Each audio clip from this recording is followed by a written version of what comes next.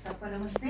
नमस्ते। लव आजाद है मेरे क्यों स्वतंत्र भारत में, आजाद भारत में मेरे मेरे आपके आपके इनके सबके लव आजाद हैं। पर आजादी के साथ अनुशासन हो तो सोने में सुहागा है, सोने में सुहागा है। क्योंकि हम ये भूल जाते हैं कि right and duties go hand in hand, साथ साथ चलते हैं दोनों, तो ही स्वतंत्रता कहलाती है।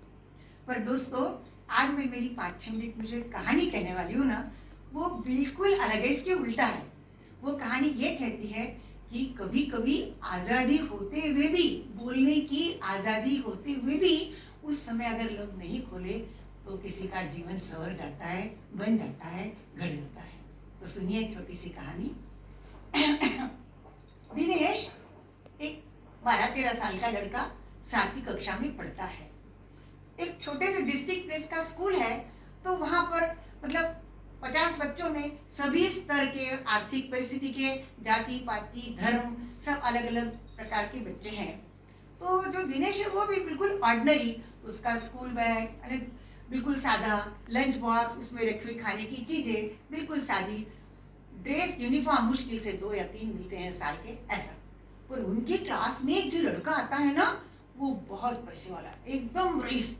उसके पास 8-10 स्कूल की यूनिफॉर्म होते हैं, बूट कितने ही, मोजे कितने ही, स्कूल बैग की तो बात ही क्या, माशाल्लाह। और उसके अंदर उसका जो टिफिन बॉक्स है, ऐसा कि बच्चों की भी जिभ में पानी आ जाता था, ऐसा उसका टिफिन बॉक्स।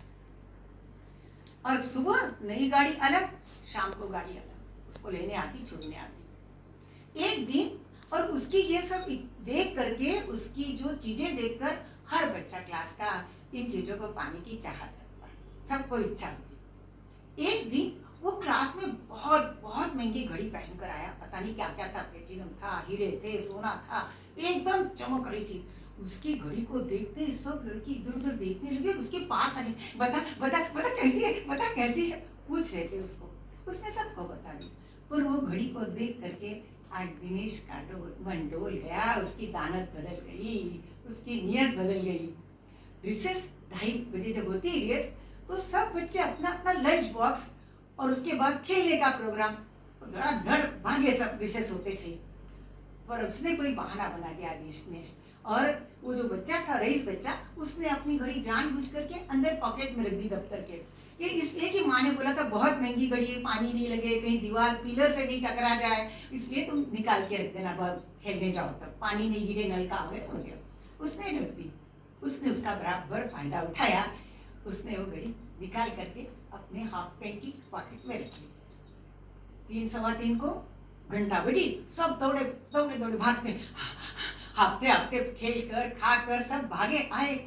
टीचर क्लास में आ चुके थे वो। उसने आते से ही पॉकेट खोला, घड़ी नहीं थी। वो एकदम घबरा गया, बाप रे बाप, सर मेरी घड़ी नहीं है, मेरी घड़ी नहीं है, बहुत महंगी है मेरी घड़ी सर, बहुत महंगी है मेरी घड़ी नहीं है, मुझे माँ मारेगी। सर ने कहा कूल डाउन, मिल जाएगी, क्लास में से कहाँ जाएगी घड़ी, मिल जाएगी। फिर वो खड़े हुए और उन्होंने सब बच्चों को कहा, बेटा अगर तुम मेरे सच्चे मतलब स्टूडेंट हो, मुझे गुरु मानते हो, तो मैं जो कहता हूँ वैसा करो। तुम्हारे हाथ ऊपर करो और तुम्हारी आंखें बंद करो, और जब तक मैं नहीं कहूँगा तुम्हें आंखें नहीं खोलनी है। रेडी? Are you ready? चलो स्टैंड अप।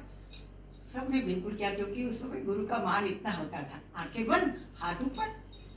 सर इधर उधर घूमते रहे।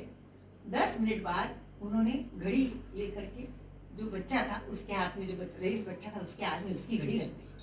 ठीक? और बच्चा खुश हो गया, मेरी घड़ी मिल गई, मेरी घड़ी मिल गई, मेरी घड़ी मिल गई। तो दूसरे बच्चों में उत्सुकता, सर किसके पास थी, सर किसके पास थी? अरे बच्चों, तुमको गुलगुली खाने से मतलब कि गुड़ से नहीं है, किसी का भी हो। बात आई गई हुई। उस दिन दिनेश ने अपने मन में क्या निश्चय किया, क्या निर्धारित किया, वो वही जाने। समय बीत गया, 25-26 साल हो गए इस बात को। अब दिनेश एक बहुत बड़े शहर में, बहुत बड़ी यूनिवर्सिटी में फिजिक्स का हेड ऑफ द डिपार्टमेंट है, और साथ ही साथ बच्चों का जीवन, अच्छे संस्कार देने का वो भी बहुत ध्यान रखता है। एक दिन वो अपने गांव गया, अब वो सर रिटायर्ड हो गए थे, उनके पास गया, जाते से उनके पांव छुए और बोला, सर पहचाना? ऐसा यूं देखा, हाँ पहचान लिया। सर मैं अब ऐसा ऐसा, उसने कहा फिर उसने बोला, सर मैं आपसे आज एक बात पूछने आया हूँ।